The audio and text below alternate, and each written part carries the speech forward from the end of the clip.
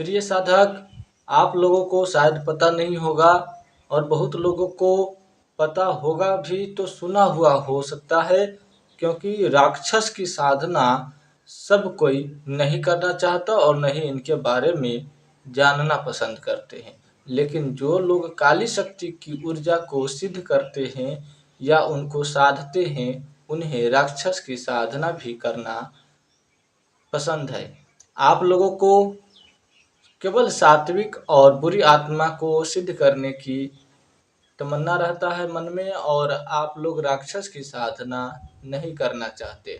राक्षस की ओर आप लोग ध्यान नहीं करते, लेकिन डायन जोगिन राक्षस को भी सिद्ध करते हैं। कामरूप कामाख्या के मंदिर में राक्षस का भी चित्र है और राक्षस का मूर्ति भी है। इतना ही नहीं, आज भी कई ऐसे कामरूप कामाख्या के डायन जोगिन के घर में राक्षस की मूर्तियां मिल जाएंगी। होता यह है कि डायन जोगिन राक्षस को सिद्ध करके अपनी चमत्कारी शक्तियां इकट्ठा करता है। इकट्ठा करने का मतलब है कि चमत्कारी शक्तियों को सिद्ध करता है। जैसे कि राक्षस उदंड होता है और अपनी मनमानी हर जगह पे करता है, उसी तरह से डायन का भी मन होता है, डायन का भी प्रभाव होता है। डायन का भी मतलब है कि हम हर जगह पे मनमानी करें। डायन भी चाहता है कि मेरा राज्य चले, उसी प्रकार से जिस प्रकार से राक्षस चाहता है मेरा मनमानी चले। तो दोनों का मकसद एक ही है कि मेरा मनमानी चलना चाहिए, हर जगह पर मैं जो कहूँ वही सत्य हो।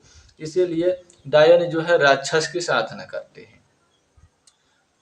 इतना ही नहीं, दानव की भी साधना करते हैं डायन। डायन जोगिन दानव को भी सिद्ध करते, राक्षस को भी सिद्ध करते, पर हम राक्षस को भी सिद्ध करते, नरसिंह वीर को सिद्ध करते। अब नरसिंह वीर कौन है यह भी सबको पता नहीं, तो नरसिंह को भी सिद्ध करते हैं। पर यह एक प्रेत होते हैं, एक प्रकार की प्रेत होते हैं। इनका बारे में मैं डिटेल में अपने शिष्य को ही बताऊंगा, क्योंकि आजकल जो है यूट्यूब पर एक दूसरे की नकल ज़्यादा होता है।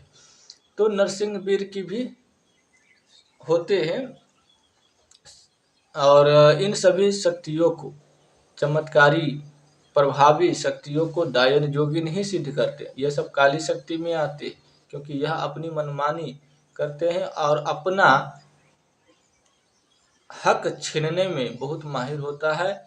और हक ही क्यों, दूसरे की संपत्ति लूटने और दूसरों को हानि पहुंचाने में बहुत इनको आनंद आता है। जिस प्रकार से डायन की स्वभाव है, उसी प्रकार से इन सभी का स्वभाव है। इसलिए डायन से जुड़ी जो भी शक्तियां हैं, डायन उसे सिद्ध करता ही करता है। इसीलिए कामरूप कामाख्या की त्रिया रानी, त्रिया राज्य की स्त्रियां जादू में बहुत माहिर होते। किसी को सुगा बना देते, किसी को बकरी बना देते, किसी को कुछ बना देते। कोई भी कितना भी चतुराई करके वहां से निकले, फिर भी उन्हें उसके चंगुल में फंसना पड़ता, क्योंकि गुरु तो गुरु होता है, उनसे निकलकर भागना बड़ा मुश्किल होता है। इसलिए जितने भी लोग त्रिया राज्य में गुण सीखने जाते, उनसे गुण सीखते, वहां से निकलने का प्रयास बहुत करते। कोई बकरी बने रहते, कोई सुगा बने रहते। वहां से निकलने का प्रयास जब मनुष्य तन में उन्हें वापस लाते, तो वहां से निकलने का प्रयास तो हमेशा लोग करते। अब कोई जाल में फंसा है, तो जाल में मछली फंसा है तो वह तो निकलने का प्रयास करेगा ना जी, करते हैं। लेकिन इसी शक्ति के कारण उनका बुद्धि जो है भ्रष्ट कर दिया जाता, उसके ऊपर बंधन लगा दिया जाता, बुद्धि बांध दिए जाते। और इस प्रकार की कई ऐसी साधना है, शक्ति है, जो यूट्यूब पर ऑनलाइन नहीं किया जा सकता। यदि करेंगे, आप लोग सहयोग नहीं करोगे तो जरूर हम लोग करेंगे। इसका जो है आप लोगों को यूट्यूब पर जरूर डालेंगे, यह सारी बातें। वो इसलिए डालेंगे कि मुझे भी आगे बढ़ना है।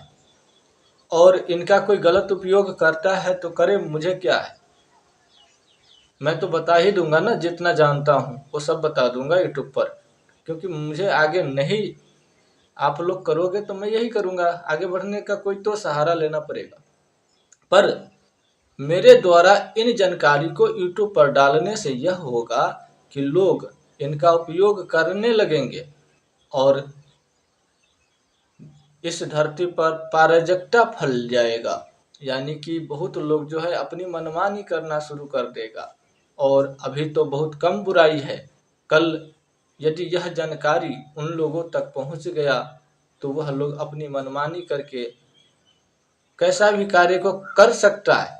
पर कर तो सकता है, बहुत लोगों का घर बर्बाद होगा। मैं नहीं चाहता किसी का घर बर्बाद हो। तो आप लोग क्या चाहते हैं हमें जरूर बताइएगा। फिलहाल इस चैनल को सब्सक्राइब जरूर कर लीजिएगा।